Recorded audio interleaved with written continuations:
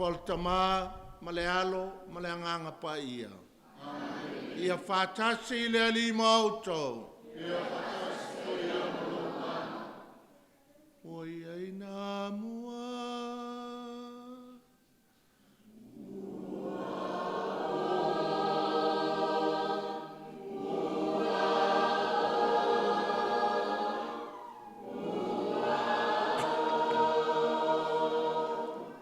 Oi ai na mua.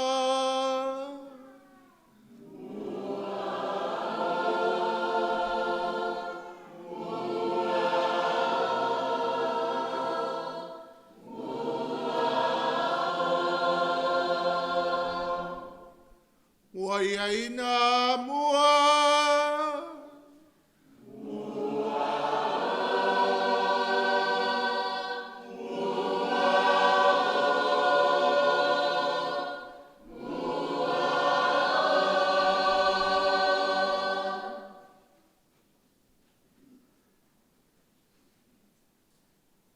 Afio mai, maliu mai, susu mai, tala mai a au.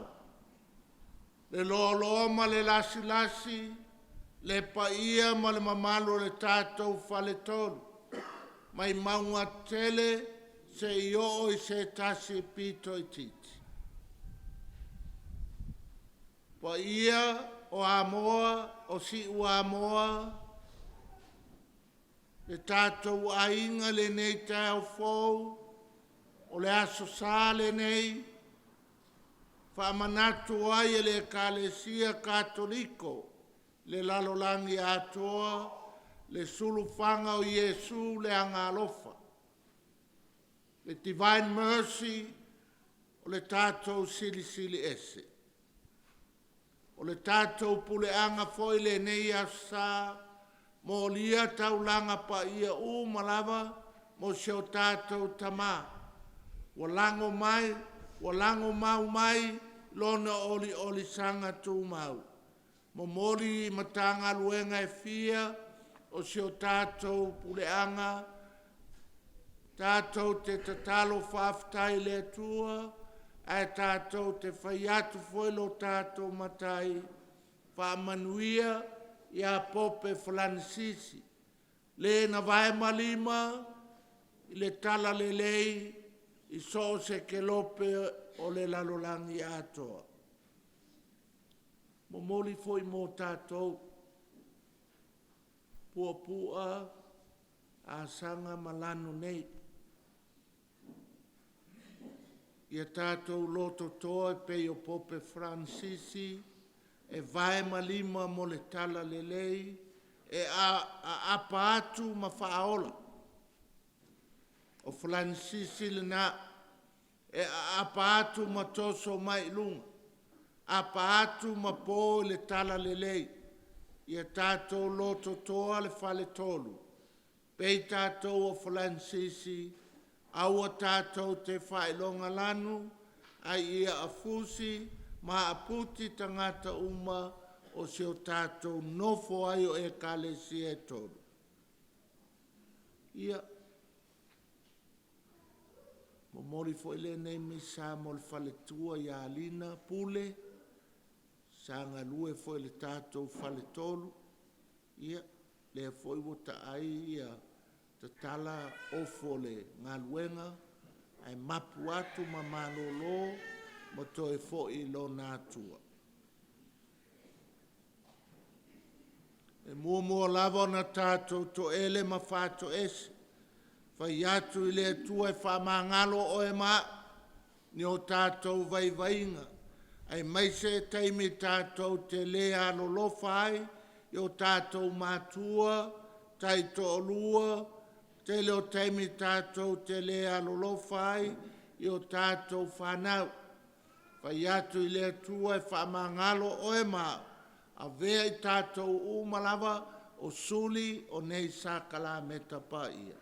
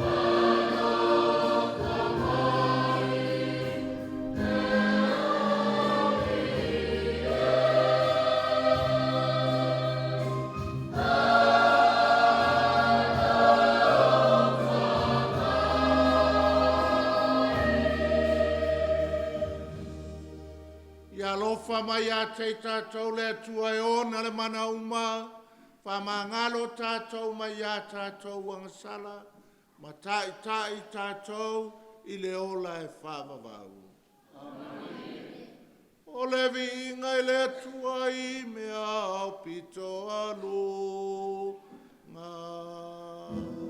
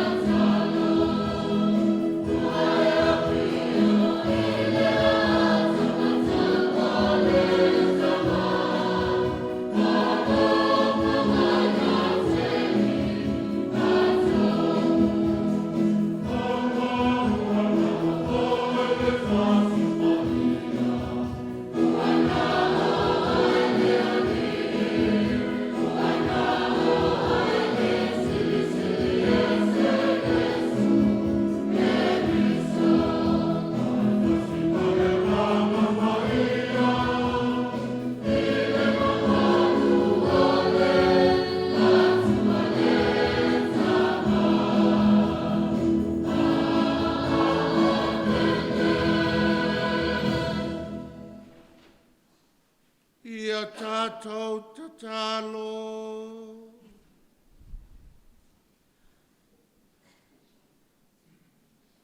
Le atua o le angalofa ue fulu e sea mātou vai vainga. Ue tu mai le mātou ola fau le anganga. Ue tongi ola mātou le toto ke liso. Au mātou wha malu le toi tu ola walo. I whātele ina lo mātou mālama lama anga. I nei wha manuianga e tele. Ma i whāpau lau me alo fole ola. Ma le lo whaito tono i mātou. O la mātou te talo lea. O no ke li solo mātou wali i.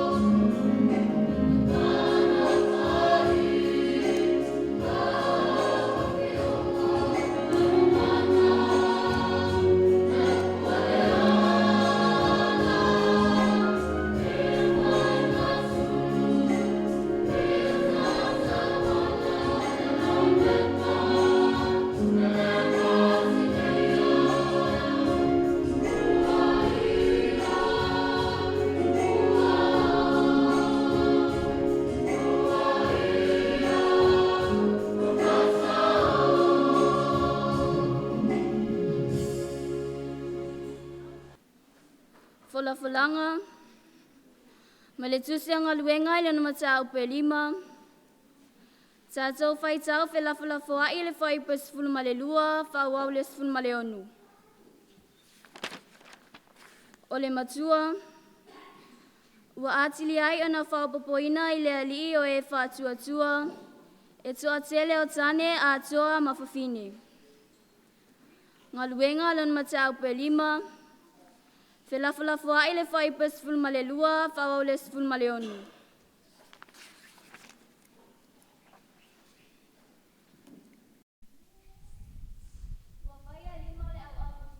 Ai longa ma venga e tele i luma o le nuu.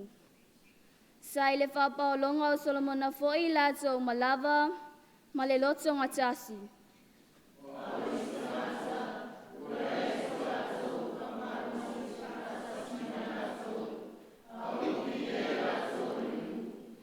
Ua atili ai ana whapapoina i le alii e ua whātuatua, e toa tele o tane a toa mawhawhine.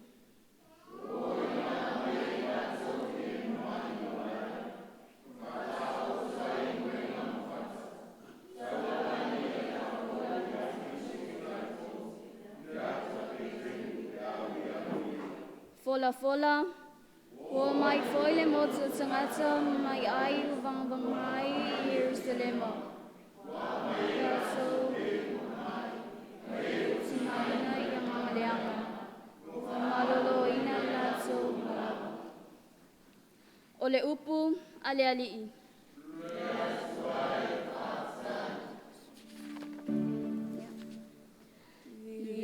Tuio tau i le ali, awa e le leo ia, awa e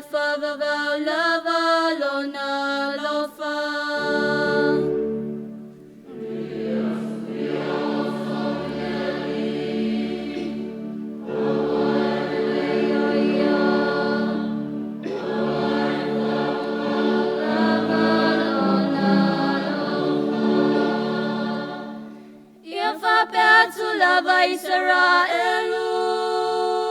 E whawawau lava lona lofa.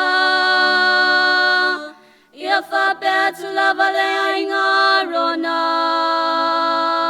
E whawawau lava lona lofa. Ia whapea tu lava I lato e matatau I le ali. E whawawau lava lona lofa.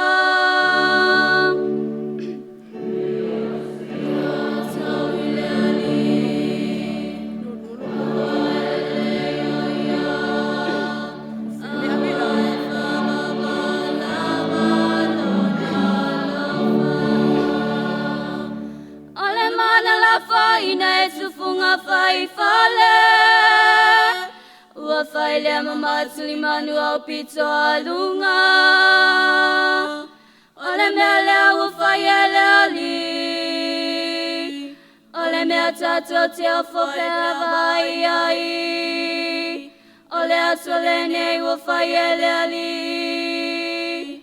Ia tato oli oli mawhia fia I ai.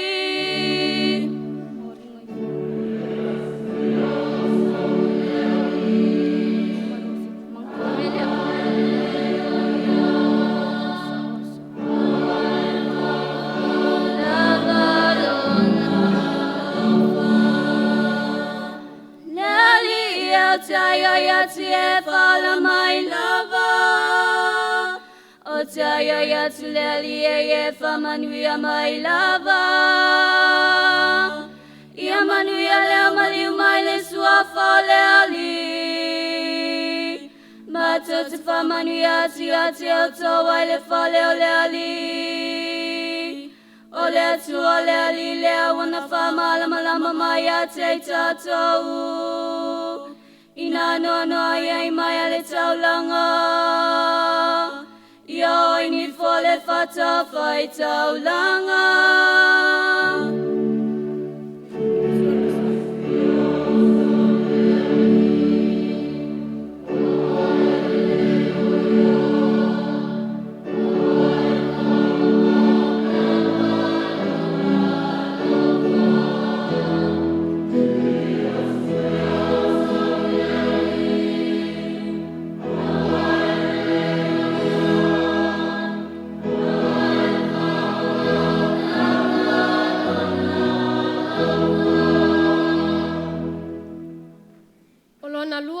Folanga, whaalinga I lona mata upo e mua. Fola I lona whai upo e iwa, whaawau le se fulu ma le tolu. Si I le se fulu ma le fitu, whaawau le se fulu ma le iwa. O le matua, sa o woti, whaauta foi. O te ola e whaavavau lava. Whaalinga I lona mata upo e mua. Fola I lona whai upo e iwa, whaawau le se fulu ma le tolu. Si I le se fulu ma le fitu, whaawau le se fulu ma le iwa. Tātou whai tau whelafolafuai I ai. O au a Ioane, olo o tō uso, ma le ua whātasi ma o tō I a Iesu I le puapua ngā, ma le malo, a toa ma le onosai. Nā au I le motu e ngoa I a pātamo, ona o le Afioga le atua ma le mau I a Iesu.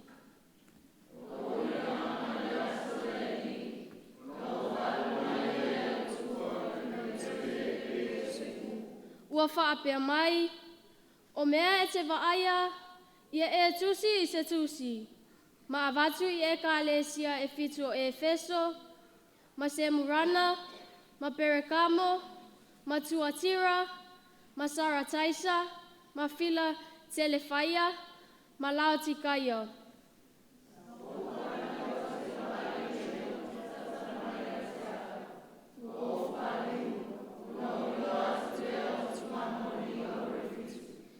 Sila ilona fai upo se fulu ma le fitu.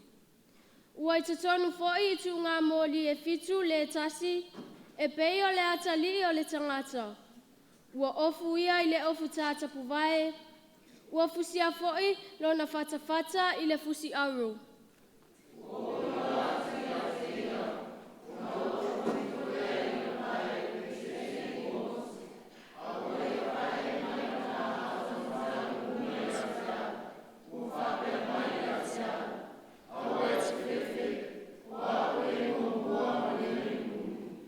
O le ola nei lava, sa o woti, whaauta foi. O te ola e whaavavau lava, o ia te au foi ki o le oti, ma se oli. Ma mea o iai nei, a toa ma mea e supu a muli. O le upu, a le alii.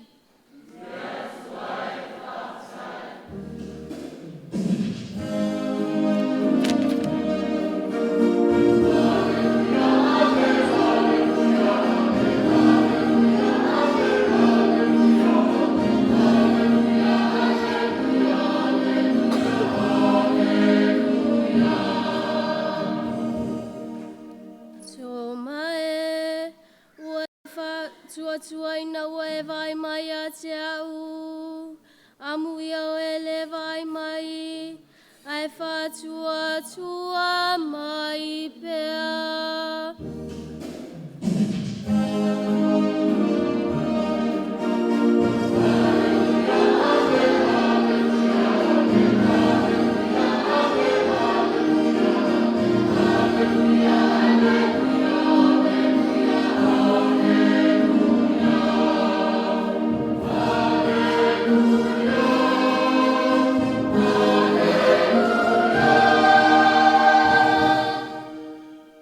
Fatasi leli I ma outou.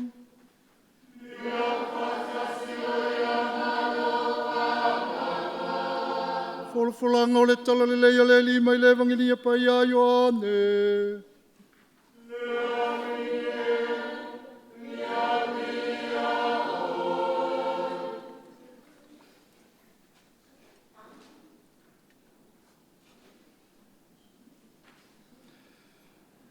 Mata upu e lua sefulu, folfola lona foi upu sefulu ma le iwa, whaawau I le tolu sefulu ma le tasi. O le matua, ua mawai aso e valu, ua mariu atu Iesu, ua tu foi o ia I totonu. O I le afiafi o le naso, o le ulua iaso lea o le vai sapati. Ua punitia fai tutoa o le mea, na poto ai le au soo, ono le fefe ia iutaia. Ua mariu atu Iesu, ua tu I totonu, o na fetala I atu lea o ia te ilantou. Ia o tau manuia. Ua ia fetala I atu lea mea, o na faali atu lea ia te ilantou o na lima malona I tu. O na ori ai lea o le au soo, ina ua lantou va ai atu I lea li.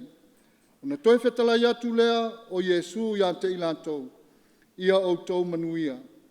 Whapei o na awina mai o au el tama, e whapea foi o na au awina atu o tau.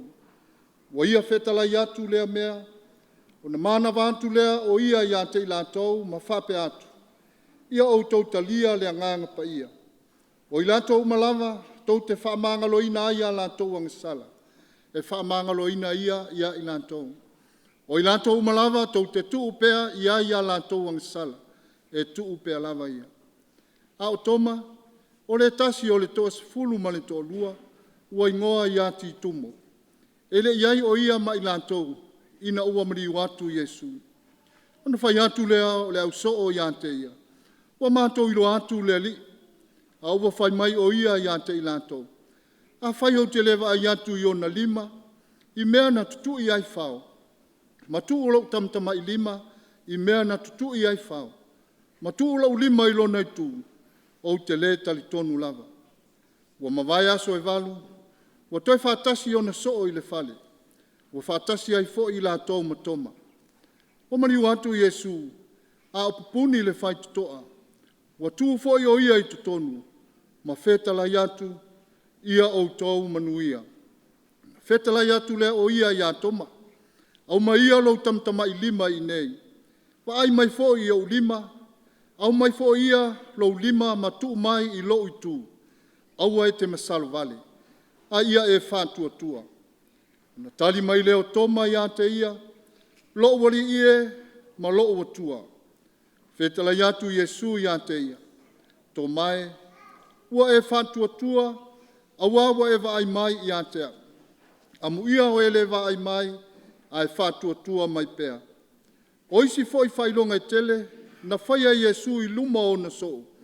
E le tūsia I le nei tusi. Aua tūsia ia mea ina ia tali tonu ai o tou. O Iesu o le keliso lava ia. O le alo o le atua. Ina ia mau ai fo I le ola I lona suafa. E o tou o e tali tonu. O le talalele o le ali I.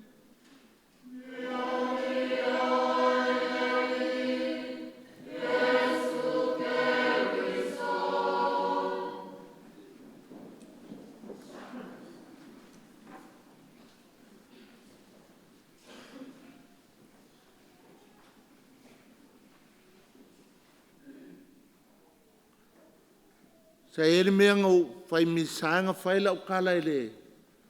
Le kele o whaakusa o le Iesu le anga lofa. Wa pao al melo ye mako. Mea o le whaakusa e so o ai upolu. Lunga le alu kia vi, malaiva alele, le mafa le alu kuai ya le paka. Wa makaukia lau Afioga le mako le ola le divine mercy. Lau kala lea nga whai I le launga lau fo quote se o kapala aia I ngai meo loko. Wa mai ua whaasa le Akiepikopo aka I o divine mercy. O ke leo whaasa o lau kalang whai pea nga ike nga whai le misal whanga o Maria I ko whamau. Pea kere kekea o kea I aka nga.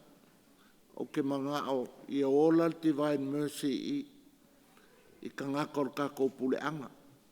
Nga mo ila I o whaakusa I aua. Whaakuku solo. A maile whaakusa e whaaku I ko kongu I ngā I. Nga mo ila ia. That's what I said. Nga mo ila I o kako divine mercy. Kai pefo I ngei vai kau o le koe ku. Vai kau o le malama. Whapa ianga vai le mangai o le misa o le Vitolio. Whapa ia le afi. Le malama o keriso. O le koe ku. Ia koe ku keriso. Maua le malama. Maua le vai founga whapa ia. Maua le kako whaafounga. But at the end of the day, kaunga koe ku Iesu I ngā I. O otherwise, ngā o whaafu a kako mea ngā whai le vai a sasiri. Le kele o loko. O le lui, ia ola divine mercy I ngā I. O le lui, ia susulu le malama o keliso koe ku I ngā I. O le aunga ngā ngei vai kau. Vai kau o koe ku mang malo keliso. E lengi me whaakele inka ko loku e whai. O le mea kako lole winga o le kako mea lai whai. O le lui ngā mo kako ngei I Asaga Pu'apu'a malango. O le koi inga le momoli e misa le kako lalolangi. A le kako puleanga. O as makanga luenga I le puleanga le momoli mo Pope Francis. Ia whaamangui ai le kua o ngole kele mele le inga whaia ngai koe inga. Langa kusi muri a le ngau whaonganga po. O le Pilgrims of Hope. A whaikau ai. O ka le lui mo kākou aua le fiu.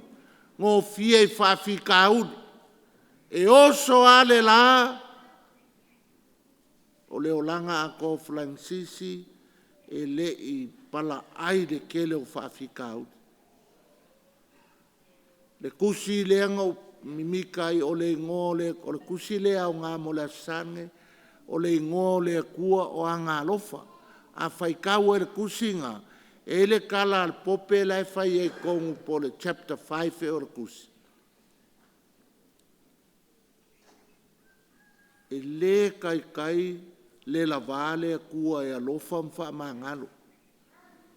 O ngolonga ngā kulanga, o le ngole kua o a ngā lofa. Because e le kai au ngaka, pe le lavale kua e alofa ma wha mangalo. O au kako leanga ma vaivainga, e ke le aku le alofa o le kua, e la po aku langa wha mangalo, lo ngi kako uloko salamo. We have to believe that. The name of God is mercy, a olonga ngā kula, e le pai e whamangalo.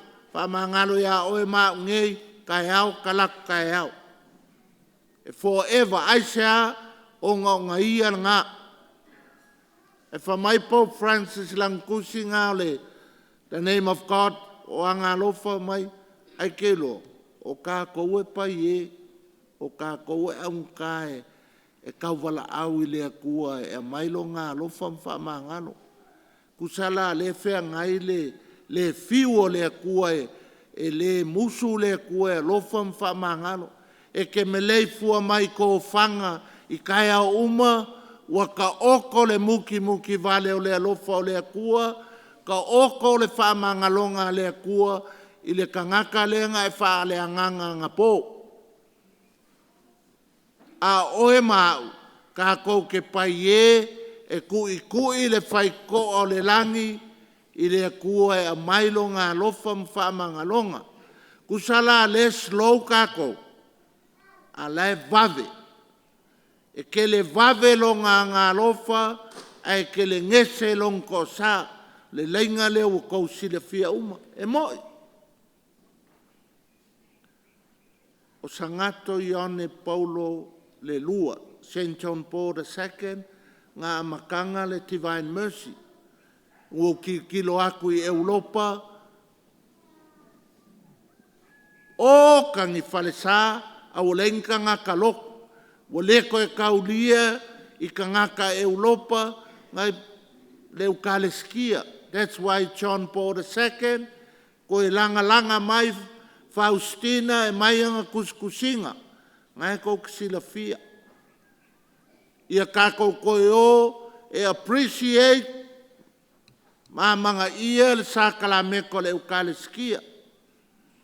Ai Saulo Pope Francis, John Paul so Umpenkiko 16, Saulo Pope Francisi, unga i role mele le kakoliko le lalolangi, le alofa ma le whaamangalo. O le asange o le Divine Mercy, o le sulfanga o le koe kumangu malo ke liso, i longa sa longa lua, wa kuwai e loma le aso ngei. Ai sau falangsisi, take it even further. Koe koso, kakoliko, ia ulufale, ngofo fale ia sa kuia maa, e alofa le kua. E whaamangalo le kua. O le asange, e maliwa Pope Francis, o lui kako le melea. Ang kuskusinga ia le asesinga e whare mai. Mai Pope Francis. A laku i ngase. E kalunga kakounga avele loko whaafkai i kausimai. I nurses. I le lako pikola au avele kako nganga whaafkai i fōmai. Mangaka umai ngā lulue i le ngā luenga lea i whare mai. Ia ave ere kako whaafkai. Ai sea, wau i bo o elo kako uola wa avaku. Wa avaku umalo ka ola i limo fōmai ma le au kausimai. Ma ave le kakalo lunga le langi. Whamai ia Pope Francisi, laka ika ka milo i whare mai, woi ka whewhe e. Ka kou ke malo le olanga wharakangaka, ngā le whare mai a pengi angelo. Tauru kausi mai, oha mai oi. O ki ngalo mai. Alo isu. Whamai Pope Francis o le manga, ia i olanga kuskusinga mai. O kako. When we're in hospital, we're vulnerable.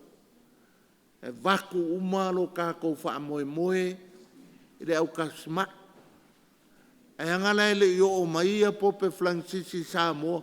E isi mai kango kule nes mai ko kango lo vai o pakanga o e. E isi ka ko mai o whaalonga ka ia. O lo ke lo wanga o alfoi whaam kominio mai ala wha kua tino ke lusua mai.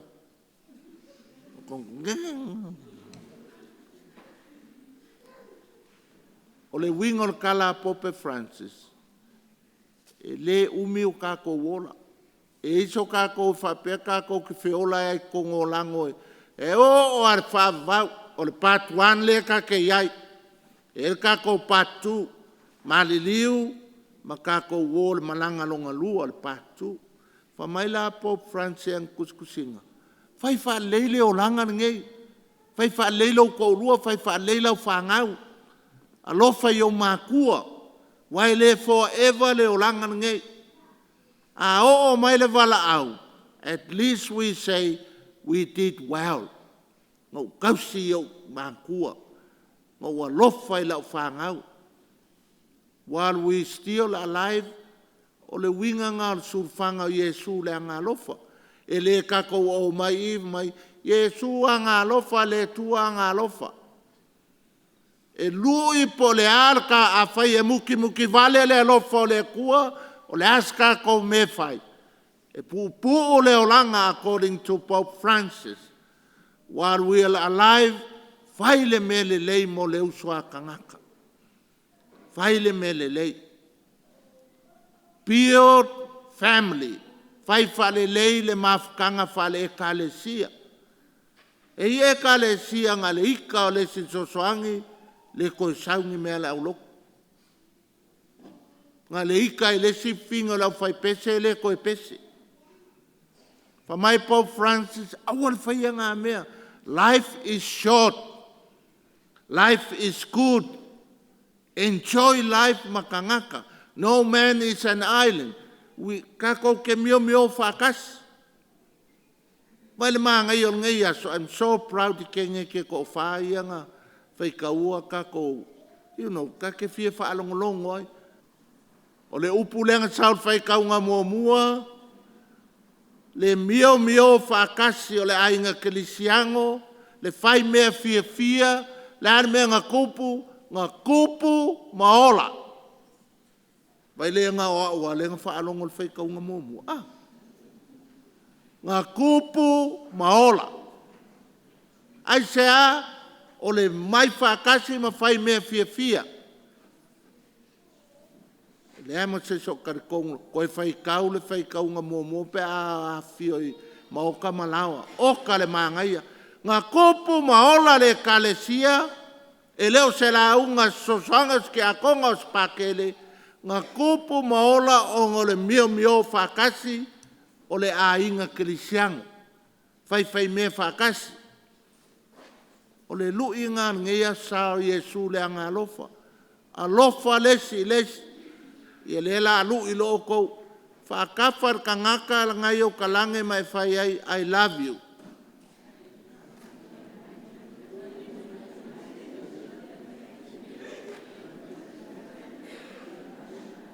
A vai le kako mama e whai pese me valea wha mai. I love you. O le winga ngā o le asar ngei. Yesu le anga alofa. O le ngō le kua o alofa. A le whea kua I love you. Love you. Kako ke ma. Ai a kako wonge e whai kala o le si whawhinge. Ke whaani e le opure nye. O kaukaringa langa whai mea lama singa la kaukaringa mai ya. O ka sa kako pawa pe a kako wo e whaleanga kako. E kako wolo e whaise a ngā lofa e sesi. Ka ke makamuli. Whamai e a ia Pope Francis. E le la vale a kua e a lofa e a kako. God is never tired of loving us. Ao kako. Kako ke paie. Kako ke aunga kae, kui ni whai ko o langi le kua alofa mai. Le kua alofa mai. Ao le kua, e ke melei fua mai, le aso fau, walofa le koe awe. Mai kulo I lunga, alulo le paipa, e alulo e whaisau fe au ngei asu. Whaise kala le lei. O le winga ngā le asange. E lengi asanga le kako makamaka I aka o Divine Mercy. O le asae koso mai le alofa le akua e ola I, ngā I. Koso mai le koe ku mangu malo ke liso, e koe ku I. Tātou tutu la I e tau tino lo tātou whātua tua. O te whātua tua le atua e tō tasi.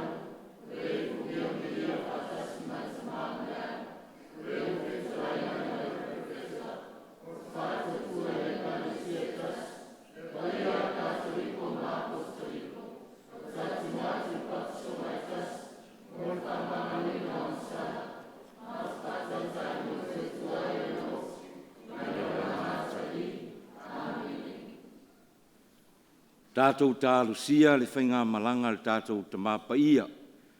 Whelua I marona atua, I whapenao na whaavanoa I le atua son nofuanga maule langi, ma ta talo mai mu tātou.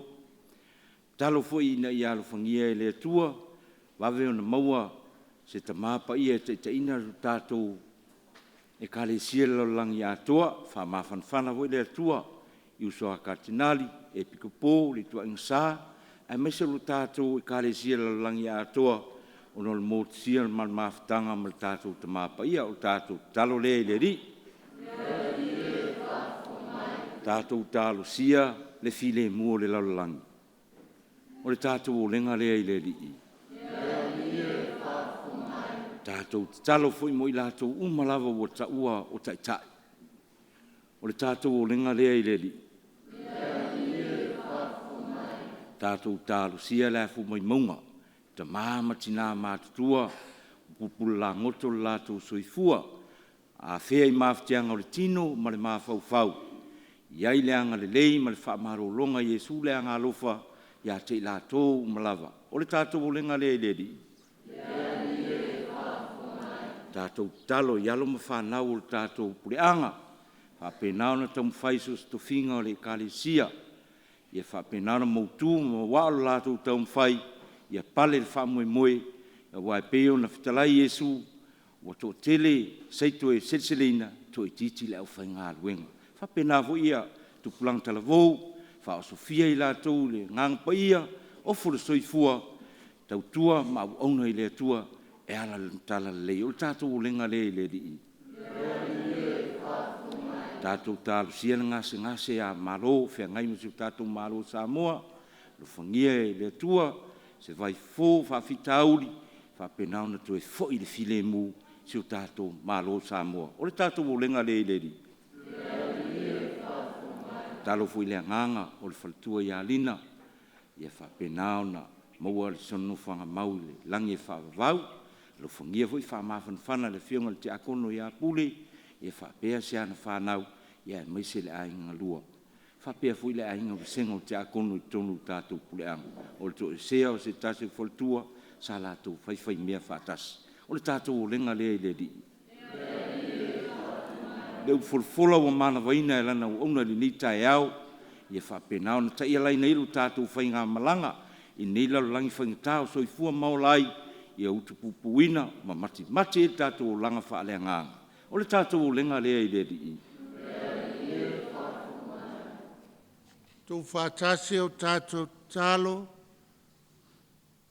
ma le whautua talo tina paia se o lofa le sina.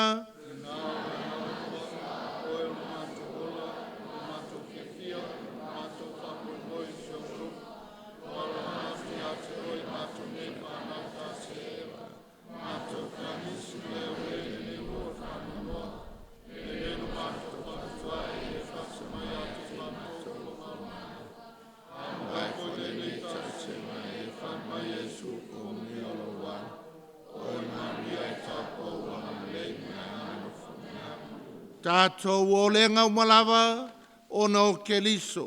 Lo tātou alii. Amen.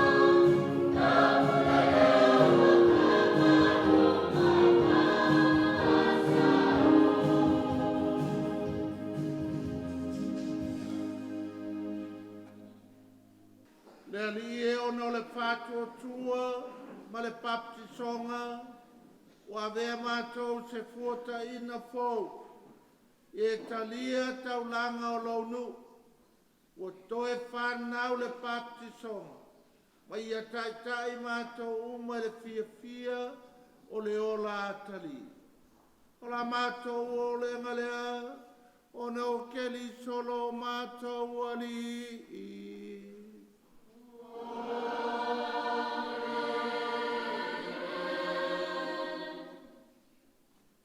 Ia fatasi le ali I moto. Ia fatasi o ia manoa kama. Ina sia I o toloto.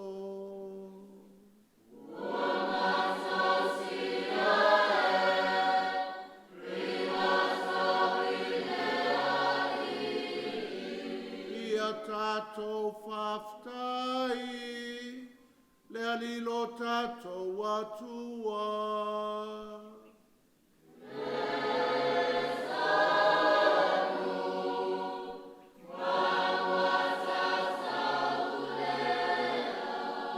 Le tau le atua soifua whawau e o le malo sumalava, mimita I mātou e whaftai ia te oe o no keli. Mātou te vi a te oe, ma le fia whasilsilia le nei vai tausanga, o le e seta, o na wawea ke liso la mātou taulanga whapaseka.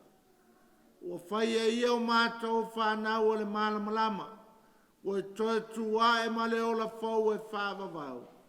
Ua tala ia whaito o le langi, talia lona nuu whamaonu, o lona maliu, o lo mātou tongi o la lea, o lona toe tū, o le mātou toe tū le o la fau.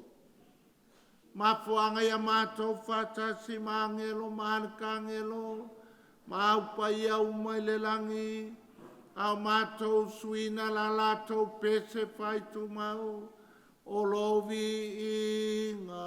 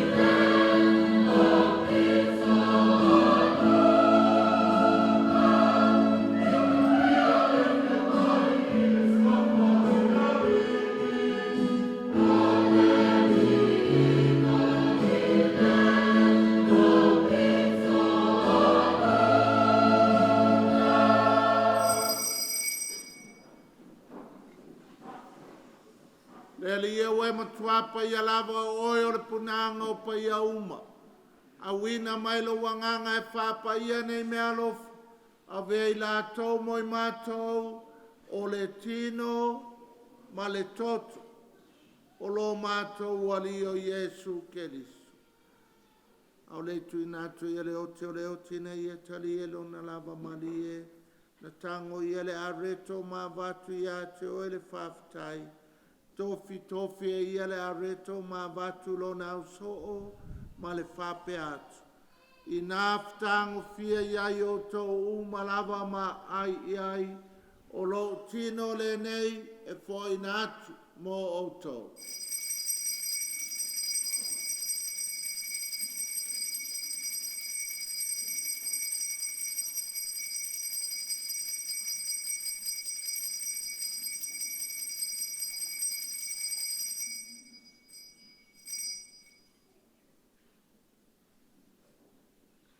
Ma ea tau maftanga ntango ia lei watu ia te o ele whaftai ma le vi inga, tu watu lei pulo na usoo ma le whape atu.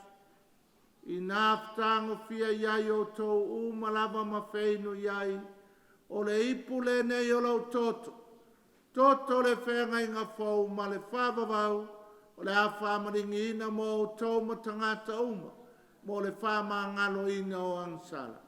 Yo tau whaia le nei sauninga, ma whama natu i a te au.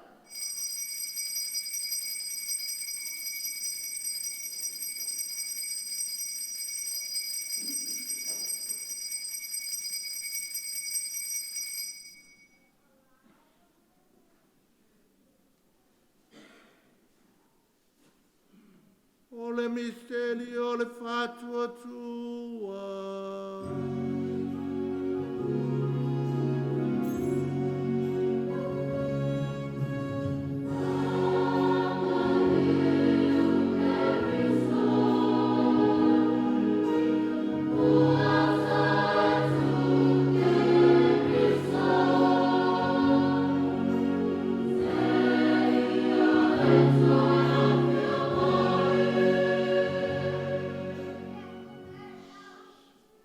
Whamutunga o le maliu molonto e tū mātou te mori ato e le tamai, le nei a reto le ola, ma le nei ipo le whaalatanga.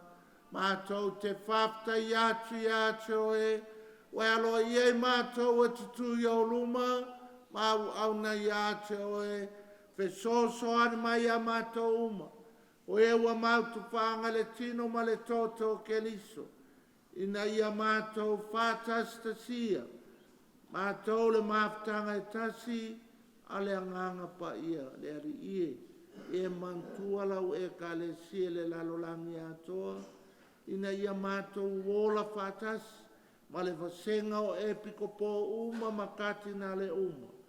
Mātou, ma le ka le sia malou nu, i Asaga Pu'apu'a malano, e vivi, ma whātua tua pēr i la uawhia. Ie mantua le anganga le whaletua i alina pule, le nei walaulia mai le nei o langa. I le baptisonga na o tia whātasi makelis. Whapea nā foi o na mautofia i lona toitu. Ia lofa mai a te mātou malawa ina ia mātou anga, mātou te wai whātasi, le ola e whāwawau ma Maria, le tinata o pou o le tua, whātasi ma apostolo ma le aupa i auma, o e na whātino ina lo finangalo, i tupulanga uma, mātou te whia vi ma whane ne whātasi, mai la tau i la uawhio, e la atu i lo walo o Iesu Keriso.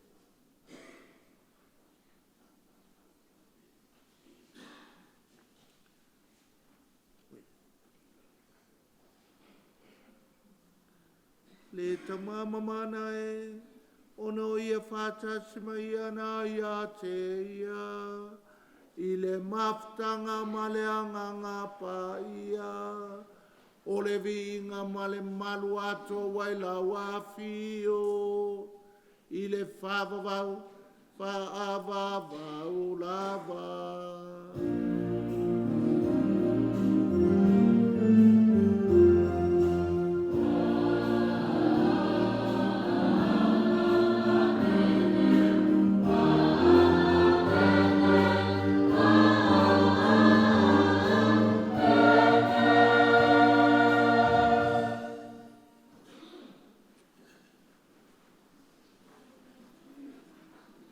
Ia tātou talo ma le whalangulango le tama, le tatalo na o a o ke liso mo i tātou.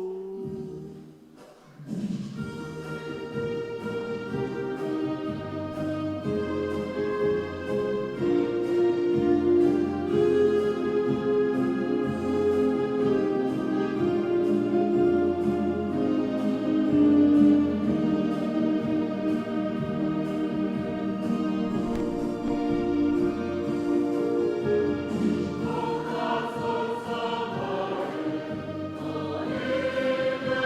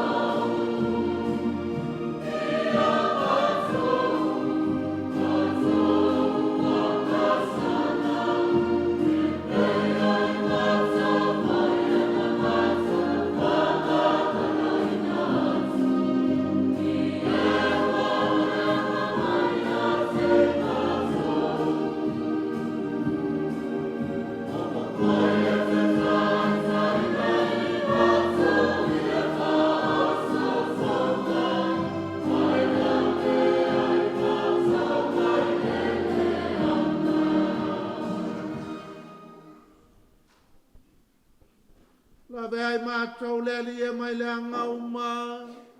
Au mai a mātou le file mui o mātou aso. I loa lofa muti muti vale. Pasau mātou mai le angasala. Pui pui a mātou mai atu ngarunga uma. Au mātou whātatari atu ma le whāmoe moe fia fia. Mo le fia mai o mātou whaola. O Yesu ke liso.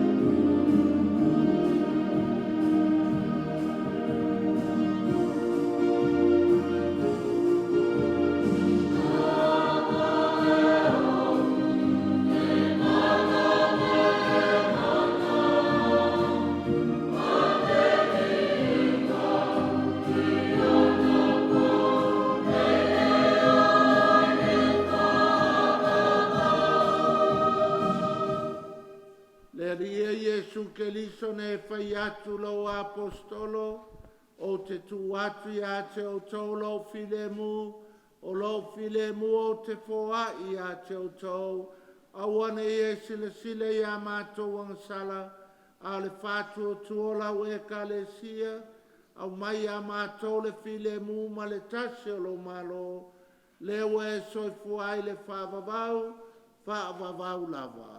Amen. Ia te o tau tu maule alo fau ke liso. Ia whakasko ia mo. Tato whaso nei le file mua ke liso.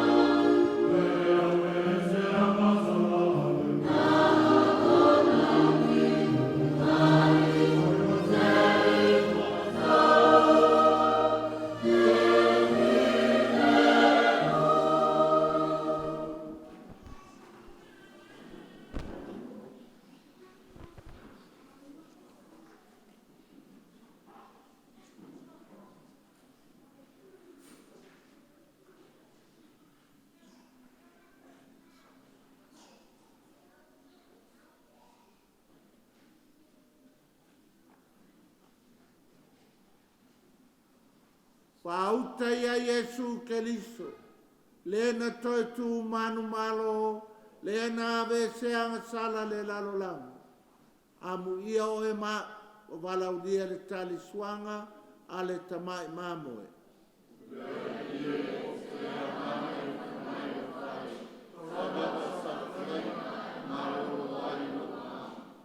E tino ma le toto ke liso ma wa umai tātou, le ola e whaavavau. Oh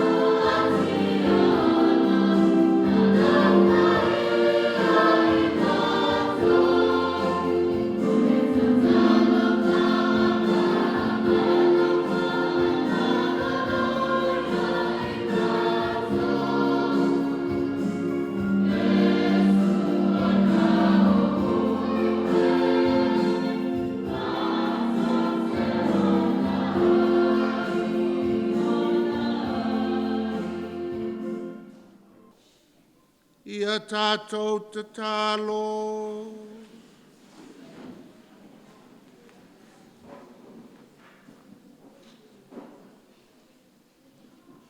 Lea tua mana ia vea sakalameto le eseta, ina ia whamalo si au ilonu o lau whanau, ina ia mātou wala mai le loto toa, ina ia mātou loto alofa, loto whamangalo le ola whaltangata. O la mātou o lenga lea, o nau keli solo mātou wali.